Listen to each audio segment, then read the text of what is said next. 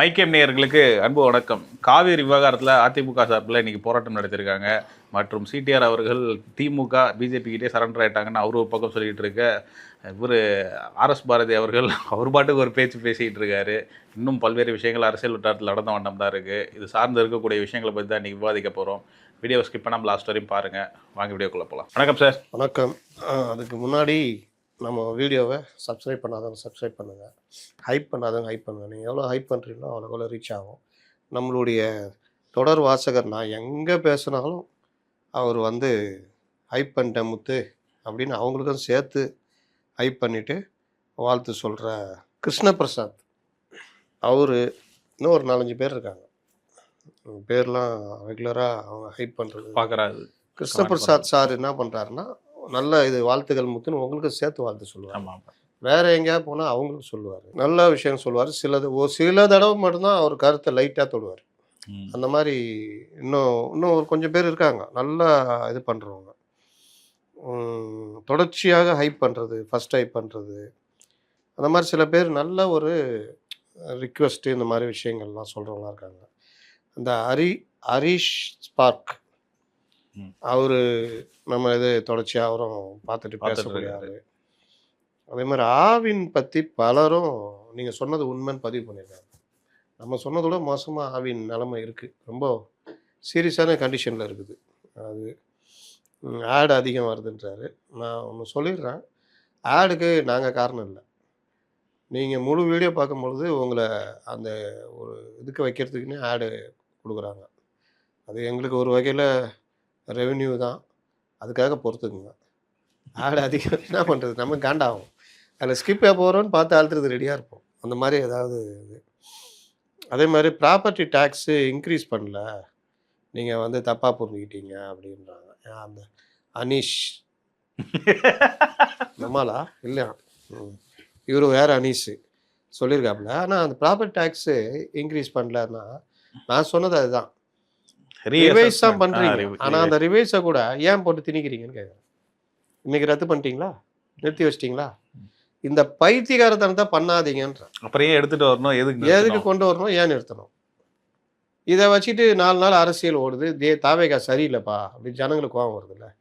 இதை வரத்துக்கு முன்னாடி இந்த அதிகாரிங்களுக்கு தெரியாதா இப்படி பண்ணா சிக்கல் வரும்னு? மக்கள் மேலே திரும்ப தெரிஞ்சுதான் பண்ணுறாங்களா? திரும்ப சுமையத்தின என்னங்க அர்த்தம்? இது எதுக்கு ஒரு ஐஏஎஸ் அதிகாரி அவர் ஒரு விளக்கம் வேறு கொடுக்குறாரு, நாங்கள் ஏற்றலை ரிவைஸ் பண்ணுறோம். என்ன ரிவைஸ் பண்ணால் ஏற்றுனா எல்லாம் என் கையிலேருந்து காசை பிடுங்குறீங்களேங்க.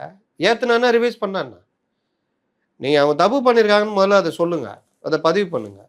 அப்புறம் நாங்கள் சரி பண்ண போகிறோம், அரசுக்கு வருவாய் இல்லை, அதே நேரம் இந்த மாதிரிலாம் பண்ணியிருக்காங்க, நாங்கள் பண்ண போகிறோம்னு பண்ணுங்கள். அதற்கு பிறகு ஆய்வு பண்ணி பண்ணுங்கள். அப்போது ஜனங்களை ஏற்றுக்குவாங்க, எல்லாருமே ஏற்றுக்குவாங்க. அது சரியில்லை நாங்கள் அப்படியே ஏற்றுவோம்னா, ஏற்கனவே கரண்ட் பில் கட்டிட்டு இந்த மாதம் உட்காந்துக்கிறோம், எல்லாருக்குமே பிரச்சனை. கரண்ட் பில் இன்னை வரைக்கும் அது ஒரு தெளிவான இதுவே இல்லை, விளக்கம். பல இது ரீடிங்கில் மிஸ்டேக்னா என்னங்க, உங்களுக்கு ரீடிங் மிஸ்டேக்னா நாங்கள் ஏங்க கட்டணும் ஸ்லாப்பு? நான் இப்போ கூட சொல்கிறேன், மின்சார வாரிய கோரிக்கை வரப்போகுது. அமைச்சர் சிடி நிர்மல்குமார் அவர்களுக்கு என்னுடைய வேண்டுகோள், இதை பண்ணிங்கன்னா உங்களை வாழ்த்துவாங்க. மாதம் மின் கட்டணம் கொண்டு வாங்க, இந்த ஸ்லாப் ஏறாது. இந்த 200 யூனிட் கொடுக்கறது கூட கொடுக்காதீங்க. அதை விட நீங்கள் இப்போ நான் இப்போ 300 யூனிட் யூஸ் பண்ணுறேன், 100 யூனிட் போக 200 யூனிட்டு, இதில் நான் 300 யூனிட் தான் எனக்கு கணக்கு போடுவாங்க. முதல்ல நான் 310 பயன்படுத்தினேன்னா அந்த ஸ்லாப் எகிறோம் 3 ரூபாலேருந்து 4 ரூபா எகிறது வச்சுக்கோங்க. அப்போ நான் 310 யூனிட்னா 310 யூனிட்டுக்கும் 4 ரூபா கட்டணும். அதில் 100 யூனிட் கழிச்சிட்டு 210 யூனிட்டுக்கும் 4 ரூபா கட்டணும். இப்போ 200 யூனிட் கழிக்கிறாங்க அப்படி. அப்போது 4 ரூபான்றது நீங்கள் 200 யூனிட் கொடுக்காம 300 யூனிட்டுக்கு அந்த 2 ரூபா 3 ரூபா இருக்கிறதே நீங்கள் பண்ணிங்கனாலே எங்களுக்கு பிரச்சனை வராது. இது 300 கூட அவ்வளோவா தெரியாது. 500 யூனிட்டுக்கு மேலேன்னு வச்சுக்கோங்க, 200 யூனிட் கிடையாது. 500 யூனிட்டுக்கு மேலே ஒரு 10 யூனிட் 510 யூனிட்னா நீங்கள் 510 யூனிட் மொத்தத்துக்குமே 600 யூனிட்டுக்கு மேலே எவ்வளோ அமௌண்ட் வருது, 6 ரூபாவோ 7 ரூபாவோ அதை கட்ட வேண்டியிருக்கும். அப்போ 4 ரூபானா 6 ரூபானா மொத்தமாக 500 சில்லற யூனிட்டுக்கு 100 யூனிட் போக 410 யூனிட்டுக்கு மொத்தமாக 6,000 ரூபா கட்ட வேண்டியது. நீங்கள் 200 யூனிட்டும் கொடுக்காதீங்க, 100 யூனிட்டுக்கு இது பண்ணுறீங்கன்னா 10 யூனிட்டுக்கு அந்த ரூ. 6 ஸ்லாப்பு, மீதி 500 யூனிட்டுக்கு இந்த ஸ்லாப்னு வச்சா கூட பரவாயில்ல. ம். இதெல்லாம் வந்து ஜனங்களுக்கு எப்படிலாம் தொல்லை கொடுக்க முடியும், என்ன பண்ண முடியும்னா என்ன பண்ணுறது?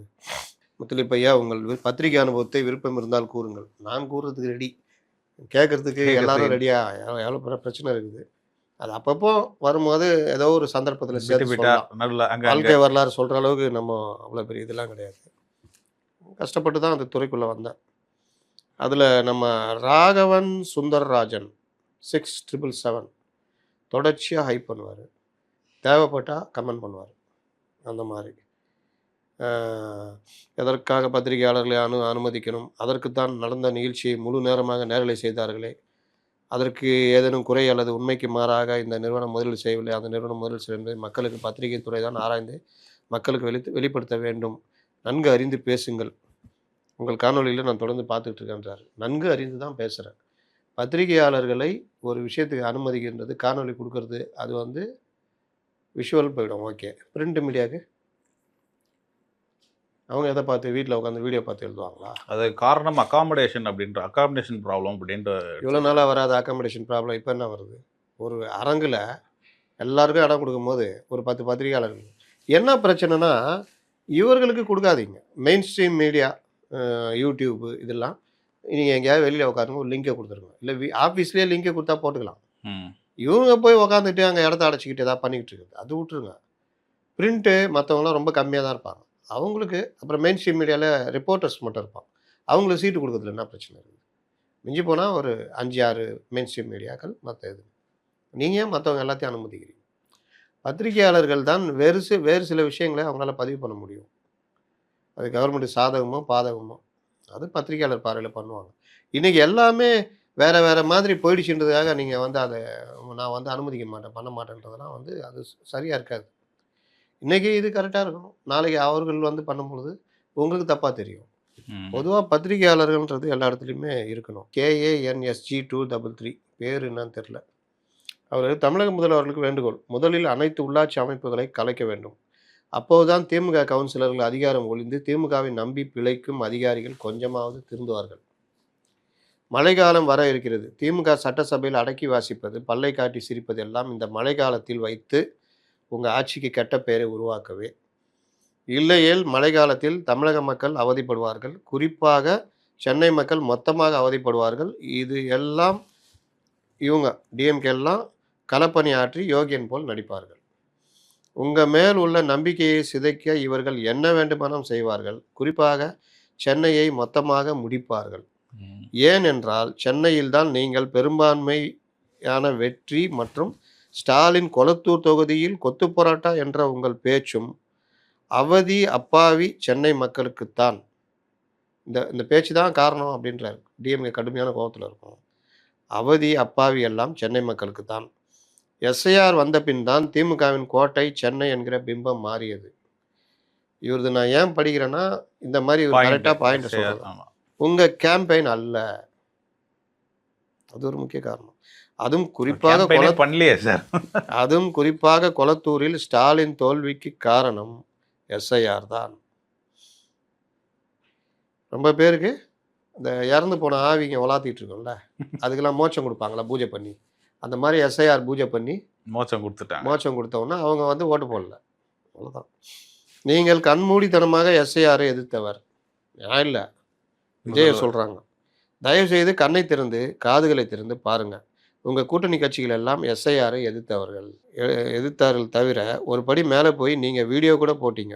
இதுதான் உங்கள் பிரச்சனை. மக்களின் மனதை புரிந்து இது ஸ்டாலின் சொல்கிறாப்புல இந்த வரி மட்டும். அதாவது காதுகளை திறந்து பாருங்கள், உங்கள் கூட்டணி கட்சிகளாக எஸ்ஐஆர் எதிர்த்தார்கள் என்று நீங்கள் எதிர்த்தீர்கள் தவிர ஒரு படி மேலே போய் நீங்கள் வீடியோ கூட போட்டீங்க. இதுதான் உங்கள் பிரச்சனை. மக்களின் மனதை புரிந்து அன்று எஸ்ஐஆரை எதிர்க்காமல் இருந்திருந்தால் கண்டிப்பாக 120 தொகுதிக்கு மேல் ஜெயித்திருப்பீர்கள். அதெல்லாம் ஜெயிச்சிருக்க முடியாது.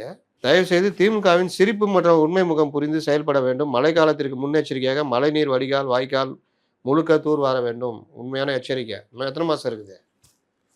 செப்டம்பர் ஆரம்பிச்சிடும். அக்டோபரில் தான் வடகிழக்கு பருவமழை. இது திமுக அதிமுக கவுன்சிலர் மற்றும் ஊராட்சி நகராட்சி ஒன்றிய என்று அனைத்து உள்ளாட்சி அமைப்புகளை கலைத்தால் மட்டும்தான் அதிகாரிகள், ஊழியர்கள் இனிமேல் திருட முடியாது என்று நம்பி உங்க பேச்சை கேட்பார்கள். இதை புரிந்து கொள்ள வேண்டும். இல்லையேல் மழைக்காலம் வந்த பிறகு இப்போ இருக்கும் தமிழக மக்களின் நம்பிக்கை உங்கள் மீது இருக்காது. இதுதான் உண்மை. குறிப்பாக இதை புரிந்து நடக்க வேண்டும்.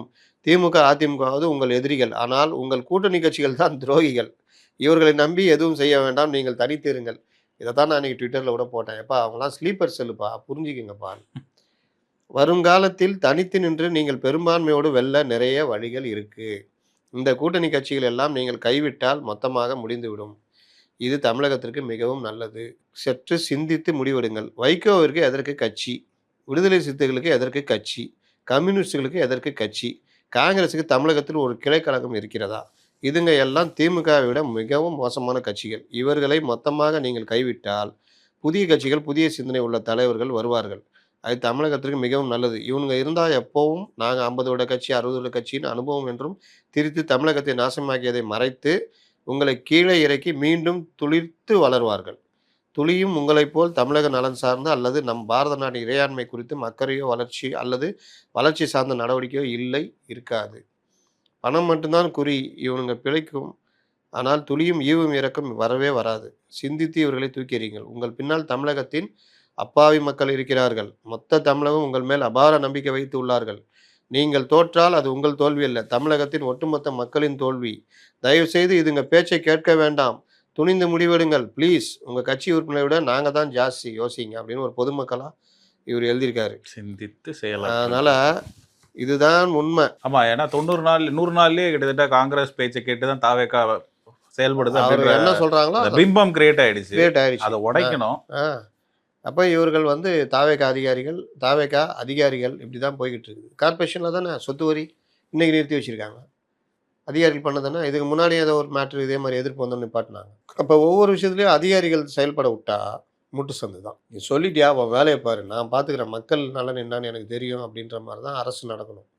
அப்போ இந்த விவகாரத்தில் இது ஒன்று. இன்னொன்று நான் இன்னைக்கு கூட போட்டிருந்தேன். இந்த ஆளூர் சாவனவாசி எந்த கட்சியில் இருக்கிறாரு? இசிகே இல்லை திமுக.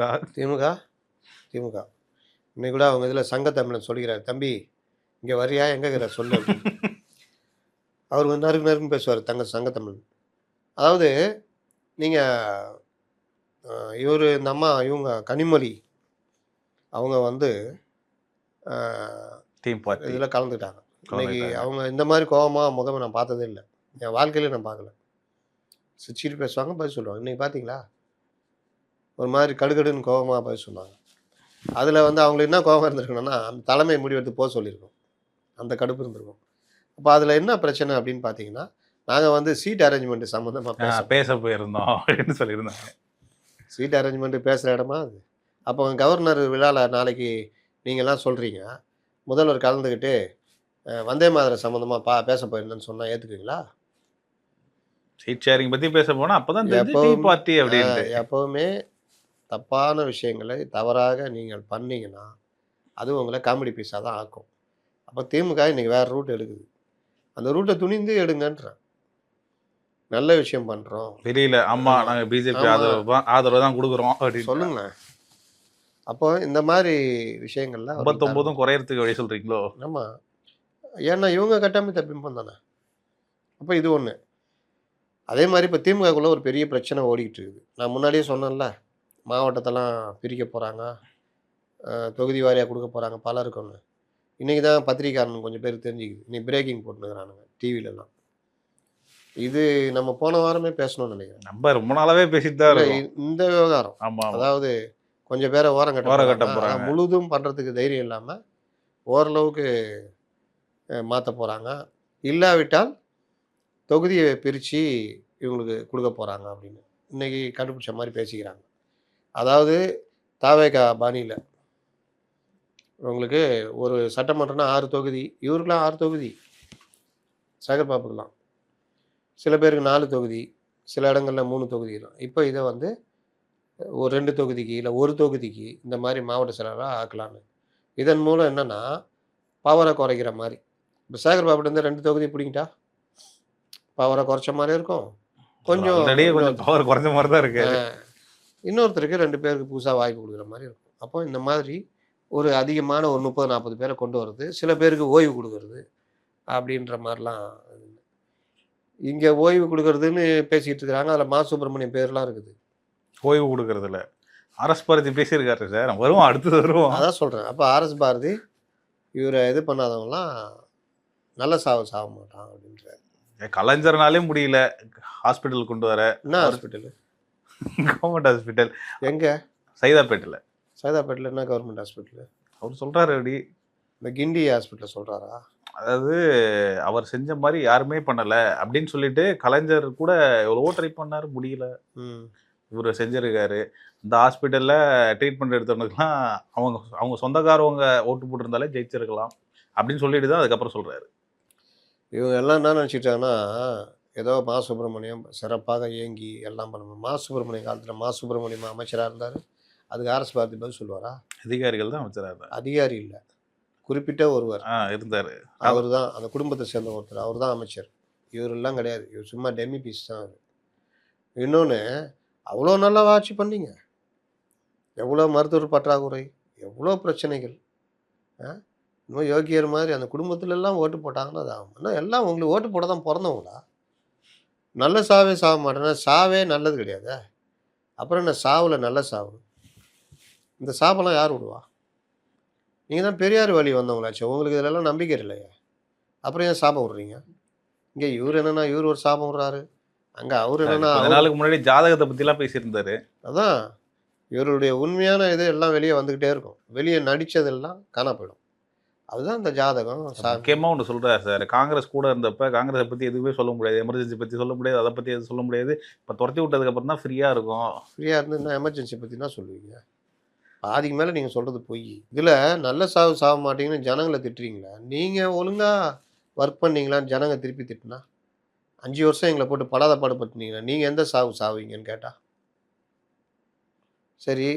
இப்போ ஓட்டு போட்டவங்க நல்ல சாவு சாக மாட்டாங்க. உங்களுக்கு போட்டவங்க உங்களால் 5 வருஷம் இந்த தமிழ்நாடு ஒரு வழியாச்சு. அது 25 குடும்பம் லாக்அப் டெத்து, என்கவுண்டரில் எவ்வளோ பேர், பொதுமக்கள் எவ்வளோ பாதிப்பு, காவல்துறை அராஜகம், கனிம வள கொள்ளை, மணல் கொள்ளை, டெய்லி 10 ரூபா பாட்டிலுக்கு 10 ரூபா கொடுத்தானே அவன் சாபம். அதெல்லாம் உங்களை என்ன மாதிரி பண்ணோம்? அவங்களாம் சாபம் விட்டானே அவர். என்ன எல்லாரும் உங்களுக்கு போடுறதுக்குன்னே உலகத்தில் பிறந்திருக்காங்களான்னு கேட்குறேன். உங்களுக்கு மட்டும்தான் ஓட்டு போடணும். நீங்கள் மட்டும்தான் ஆள பிறந்தவர்கள், மற்ற யாரும் ஆள பிறந்தவர்களே இல்லை. நீ கேட்குறாரு கீர்த்தனா அவர்கள் கொடுத்ததுக்கு லிஸ்ட்டு வேணுமா? டிஆர்பி ராஜா கேட்ட இவர் என்ன கொடுத்தாரு லிஸ்ட்டு? வெள்ளை அறிக்கை கேட்டப்போ என்ன சொன்னார்? எடப்பாடி பழனிசாமி கேட்டப்போ ஒரு A4 ஷீட்டை எடுத்து காமிச்சு தான் வெள்ளை அறிக்கை. அப்படி ஒயிட் ஷீட் தான் ஒயிட் ஷீட்டு. அப்போ அதை பதில் அவங்க சொன்னால் என்ன பண்ணுவீங்க? அவங்க தான் வெளிப்படையாக தானே சொல்கிறாங்க. ஒவ்வொரு கம்பெனியும் தானே கையெழுத்து போட்டு கை கொடுத்துட்டு போகுது. டீட்டெயிலாக சொல்கிறாங்க. ஓப்பனாக தானே சொல்கிறாங்க. இப்போ இதெல்லாம் வருமா அப்படின்னு கேட்குறாங்க. 1,00,000 கோடினா 1,00,000 ஏன் வரலை? நீங்கள் போட்டதெல்லாம் ஏன் வரலை? 10 லட்சத்து சில்லற கோடி, ஆனால் வந்தது 1,00,000 சில்லற கோடி. ஞாபகம் இருக்கா? நம்ம பேசியிருக்கோம் பல தடவை. ஏன் அது குறைஞ்சி போச்சு? 10 லட்சத்து சில்லற கோடி ஏன் 1,00,000 சில்லற கோடி ஆச்சு? 11 லட்சம் கோடி ரூபா நம்ம சொன்னாங்க. எம்ஓவி போயிட்டு அப்புறம் நீங்கள் சொல்கிறாரு நிர்மல்குமார் கையெழுத்தெல்லாம் போட்டுருவாங்க. 20,000 கோடி ரூபா ஒப்பந்தம் கை கொடுக்க எல்லாம் வேணும். அதுக்கப்புறம் இவங்க பேசுகிறது கண்டிஷன்னு மற்ற விஷயங்கள்லாம் பார்த்து அவங்க ஓடியே போயிடுவோம். அங்கேருந்து ஒருத்தர் ஆவோ ஆவோ ஆவோன்னுவார் ஆந்திராவில், அங்கே போயிடுவோம். அப்போது 20,000 கோடி ரூபா ஒப்பந்தம் பனான், 30,000 கோடி ஒப்பந்த ரூபா பேச்சு, இதே இது பனான். இப்படியே போச்சு. மீதி இருக்கிறது 1,00,000 கோடி ரூபாய்க்கு மட்டும்தான் ஆள் வந்தாங்க. எத்தனை லட்சம் இளைஞர்கள்? 3 லட்சம் இளைஞர்கள் வேலை வாய்ப்பு வந்ததே 39,000 கூட கிடையாது. இவங்க என்ன சொல்கிறாங்க? நாங்கள் 1,00,000 கோடிக்கு போட்டிருக்கோம்.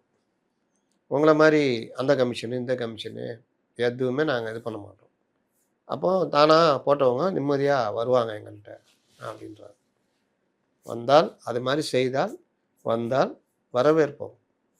அப்போது இவங்களுக்கு இதுதான் பிரச்சனை. வந்துடக்கூடாது, நல்லது நடந்துடக்கூடாது. நடந்துச்சுன்னா அது பிரச்சனை. அதுக்கு ஏதாவது ஒன்று சொல்லிட்டு நாங்கள் போட்டது 32,000 கோடி ரூபா நாங்கள் போட்டதுன்ட்டாங்க முதல்ல. அப்புறமா இவங்க 62,000 கோடி ரூபா ஒரே நாளில் நாங்கள் கொண்டு வந்தது அப்படின்னா பிறகு கொஞ்சம் அடங்கியிருக்காங்க.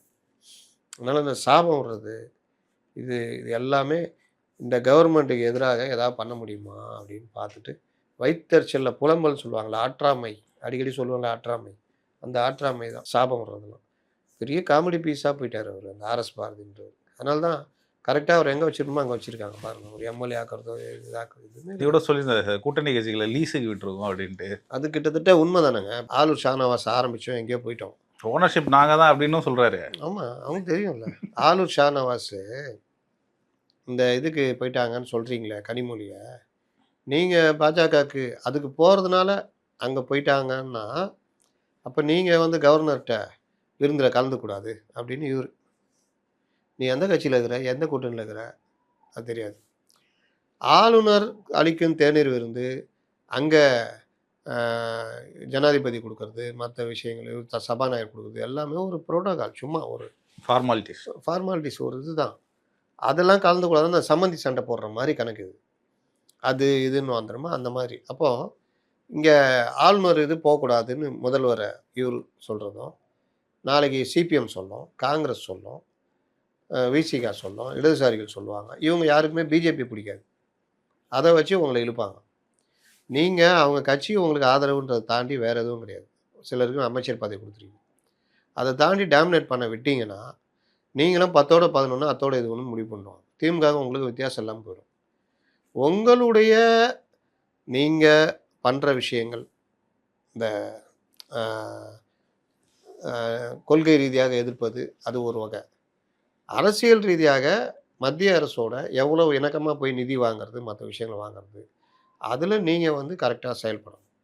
அதுவும் இவர்கள் போட்டு காலை பிடிச்சி இழுத்துக்கிட்டே இருக்காங்க. அதை கேட்டிங்கன்னா, எஸ்ஐஆர் விஷயத்தில் என்ன நடந்தது ஞாபகம் இருக்குதா? இப்போ தான் ஒரு வாசகத்தை படித்தேன். எஸ்ஐஆர் கூட்டத்தில் ராகுல் வந்து பீகாரில் எஸ்ஐஆர் ஓட்சோர் அதை கேட்டு இந்த இவர் இங்கே ஆடினாரா? ஜெயிச்சாரா? தோத்துட்டார். உள்ள தொகுதியே போச்சு, அவருக்கே போச்சு. வீடியோலாம் போட்டார்ல. ஆனால் எஸ்ஐஆரில் நல்லா ஒர்க் பண்ணது யார்? திமுக. அப்போ இந்த விவகாரங்கள் எல்லாம் நீங்கள் அந்த காங்கிரஸை நம்பி அன்றைக்கி சோட போனார். அதே மாதிரி இன்னைக்கு காங்கிரஸ் வந்து உங்களை எதுலையாவது ஒன்று இழுத்து விட்டாங்கன்னா நம்புனீங்கன்னா நீங்களும் அதே கதி தான். திரும்ப திரும்ப அதான் சொல்கிறேன். இந்த டீலிமிட்டேஷனோ இல்லை மற்ற விஷயங்களோ காங்கிரஸ் பேச்சை கேட்டுக்கிட்டு இவங்க அந்த எவ்வளோ பெரிய தலைவராக இருந்தாலும் முட்டு சந்து கூட்டு போகிறவங்க தான். உங்களுக்கு ஒரு லைன் வச்சுக்கோங்க. அது என்ன பண்ணுறது, எது கரெக்டுன்னு பாருங்கள். அது எது கரெக்டோ அதை ஃபாலோ பண்ணுங்க. டீலிமிட்டேஷனு எப்படியும் நடக்க தான் போகுது. அதில் மாநிலங்களுக்கு 50% கிராஜுவலாக ஏறதா ரைட்டு. அது ஒரு 25 வருஷத்துக்கு அது அப்படியே இருக்கணும் அப்படின்னு சீல் பண்ணுறீங்களா?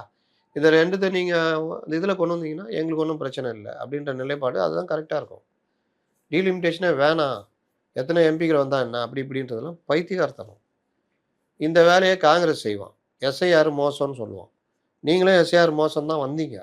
அப்புறம் எஸ்ஐஆர் உள்ள குளறுபடிகளை கலையுதுன்னு வந்தீங்கல்ல, அப்போல்லாம் அது எஸ்ஐஆர் பற்றி அவ்வளோ பேசுனது அவங்க வந்து அதை எடுத்துக்கிட்டாங்க. குளறுபடிகள் அப்படின்னு எடுத்துக்கிட்டாங்க. குளறுபடிகளை மட்டும் கலையணும்னு. என்ன குளறுபடி கேட்டால் அது சொல்ல தெரில. அதனால் எஸ்ஐஆரை மற்றவங்களாம் எடுத்தாங்க, நம்மளும் ஏதோ எடுத்து ஒரு போராட்டம் நடத்தணும் தான் நடத்துனாங்க அன்றைக்கி தாவேகா. அதனால் இந்த மாதிரி விவகாரங்களில் பகுத்தறிந்து செயல்படணும். கண்டவன் கையை பிடிச்சி இழுப்பான். அதெல்லாம் கேட்டுட்டு நடந்தால் பூட்ட கேஸ். ஆளுநர் விருந்து வைக்கிறாருன்னா அது ஒரு சாதாரண நடைமுறை, ஒரு ஃப்ரெண்ட்ஷிப்கான இது. அதில் கலந்துக்கணும் முதல்வர். இதெல்லாம் எங்களை பொறுத்த வரைக்கும் நாங்கள் இப்படி இருப்போம், பாஜக பி டீம் நீ சொல்லிட்டு போ. மக்கள் முடிவு பண்ணிட்ட, நீ ஏன் பயப்படுற அவங்கள பார்த்து? இவங்க எல்லாம் எல்லா காலத்துலேயுமே அவுடேட்டடு, எக்ஸ்பைரி, இது எல்லாம் வேஸ்ட்டு. இது எல்லாம் உங்களோட வந்து இருக்கிறது ஒரு ஆதாயத்துக்கு மட்டும் இல்லை. மேலே இருக்கிறவன் திட்டி வர வச்சு ஒட்டி வச்சு ஏய் போ அங்கே போ அப்படின்னுங்கிறான். அதனால வந்து இங்கே உட்காந்துங்கிறாங்க. நீங்கள் ஆட்சி நடத்திட்டு இருக்கும்போதே கரப்பாம்பூச்சி போராட்டத்துக்கு ஆதரவு கொடுத்து பெரிய சட்டம் ஒழுங்கு பிரச்சனையை தமிழ்நாட்டில் உருவாக்கணவங்க இவங்க. உண்டா இல்லையா? கரப்பாம்பூச்சி பார்ட்டிக்கும் இந்திய கம்யூனிஸ்ட் கட்சிக்கும் என்ன சம்மந்தம் இருக்குது? அது ஒரு ஃபேபியன் சோஷலிஸ்ட்னு வாங்க. புரட்சியாளரோட பயங்கரமாக புரட்சி பேசுவாங்க. இந்த மாதிரி வர்ற இதை நீ எதுக்கு ஒட்டுண்ணி வேலை பார்த்த இந்திய கம்யூனிஸ்ட் கட்சி? சரி இப்போ என்னாச்சு? உன்னை திட்டிட்டுல போனா கிளம்ப சொன்னப்ப அது என்ன பார்வை? இந்த கவர்மெண்ட்டு தானே தொல்லாதனால எல்லா அரசுக்கு எதிரான சக்தியை அங்கே ஒன்றாக்குனீங்களா? மெயினாக திமுககாரங்க பிடிச்சி அங்கே எல்லாரும் விஜயை திட்டிக்கிட்டு முதல்வர்னு கூட பார்க்காம எல்லா வேலையும் பண்ணாங்களா? இவன் கூட்டணி கட்சியா? இன்றைக்கி உட்காந்து இந்த ஆள் ஷானவாஸ் கண்டபடி பேசினது பாஜக ஆட்சி தான் நடக்குதுன்றாப்புல. ஏன் திருமாவளவன் அவர் மேலே நடவடிக்கை எடுக்க மாட்டேங்கிறாரு? இதே வேலையை ஆதவ அர்ஜுனா பண்ணப்போ நடவடிக்கை எடுத்தார்ல, திமுக விமர்சனம் பண்ணார்ல, உங்களுக்கு ஆதரவு தானே பேசினார். வேறு பாஜக ஆட்சி நடக்குதுன்னா பேசினார். ஏங்க உங்களால் நாங்களா, எங்களால் நீங்கள். எங்கள் தலைவர் முதல்வர் ஆகக்கூடாதா? துணை முதல்வர் அவர் தகுதி எங்கள் தலைவர் இவ்வளோதான் கேட்டார். அதுக்கு இல்லாத நெருக்கடி கொடுத்து ஆதவ அர்ஜுனா வெளியே அமிச்சிங்கல்ல, அதுக்கு திருமாவளவன் ஒத்து போனீங்கல்ல. இன்றைக்கி இந்த நடக்கிற ஆட்சி பிஜேபி ஆட்சின்னு அவர் பேசுகிறாரு. நியாயமாக இருந்தால் நடவடிக்கை எடுக்கணும்ல ஆலுஷா நவாஸ் மேலே. அவர் அதுக்கு தான் அவர் பேசிக்கிட்டு இருக்காரு. கிட்னி திருட மாதிரி வாடா வாடான்றாரு. பக்கத்தில் இருந்து கேட்குறாங்கன்னா தலைவர் அவர் அப்படி பேசுகிறார், நீ கம்முன்னு இருங்க, அப்படி தான் பேசுவான், நடவடிக்கை எடுத்து அங்கே போயிடுவான் திமுக, அதுதான் நான் கம்முனுக்கிறேன் அப்படின்னு தானே. அப்போ இவங்களாம் கட்சியா? சிபிஎம்மு காக்ரோச் போராட்டத்தில் டைஃபையும் எஸ்எஃப்ஐயும் ரோட்டில் இறக்கி என்னென்ன வேலை பண்ணாங்க. அது வந்து ஃபார்மல் அரெஸ்ட்டு போலீஸ் பண்ணதுக்கு என்ன எச்சரிக்கை விட்டார் சண்முகம். இன்றைக்கும் அந்த சு வெங்கடேசன் உங்களுக்கு ஆதரவாக இருக்கார், திமுக ஆதரவாக பேசினுக்கிறாங்க. அப்போ இவர்கள் எல்லோருமே ஸ்லீப்பர் செல்லுகளாக இருக்கிறார்கள். நாளைக்கே தேர்தல் நெருக்கம் இருக்கும், தங்களுடைய தயவு, தங்களுக்கு நல்ல ஆதாயம் கிடைக்குது, இல்லை மேலே இருக்கவங்க முடிவு பண்ணால மட்டும்தான் இங்கே இருப்பாங்க, இல்லாட்டி அங்கே போயிடுவாங்க. அது நம்ம ஆர்எஸ் பாரதி சொன்ன மாதிரி, பொன்னையன் சொன்ன மாதிரி, இது எல்லாம் லீஸ் பார்ட்டி தான். இவங்களுக்கு கொள்கை எதுவுமே கிடையாது. அப்படி கொள்கைலாம் இருந்துருந்துச்சுன்னா 5 வருஷம் ஜால்ரா அடிச்சுக்கிட்டு திமுகவோட இருந்திருக்கவே முடியாது. அவர்கள் நிலை கெட்டு கேவலப்பட்டு துக்கப்பட்டு துயரப்பட்டு அந்த பட்டு இந்த பட்டு காஞ்சிப்பட்டு பனாரஸ் பட்டு எல்லா பட்டு இருந்தோம். கேவலமாக ஒட்டுணி மாதிரி ஒட்டியிருந்தாங்க. அதான் நடந்தது. மக்களுக்கு எவ்வளோ பிரச்சனை வந்தாலும் கவர்மெண்ட்டுக்கு முட்டு கொடுத்துருந்தாங்க, அந்த பக்கமே திரும்ப மாட்டாங்க. இதுதான் இவர்களுடையது. அப்புறமா இங்கே வந்து ஒட்டிக்கிட்டு இப்போ இங்கே தான் வீரம் பேசிக்கின்னு இருக்காங்க. இங்கே ஏன் வீரம் பேசுகிறாங்க? இங்கே அவர்களுக்கு இஷ்டம் இல்லை, மேலகரம் சொல்லிட்டான்னு கூடக்குறாங்க. அதே சமயம் இவர்களுடைய இஷ்டம்லாம் அங்கே இந்த காதலிச்சிக்கிட்டு இருப்பா, வீட்டில் பிடிச்சி திட்டிக்கிட்டி அடித்து ஒருத்தனுக்கு அப்பாவி கட்டாலும் கல்யாணம் பண்ணி வச்சுருவாங்க. ஆனால் மைண்டெல்லாம் லவர் மேலேயே இருக்கும். ஒரு நாள் இவனை கொண்டுட்டு அவன் கூட போயிடுவான். இந்த மாதிரி கதைகள் கேள்விப்பட்டிருக்கேன். சேம் அதே தான்.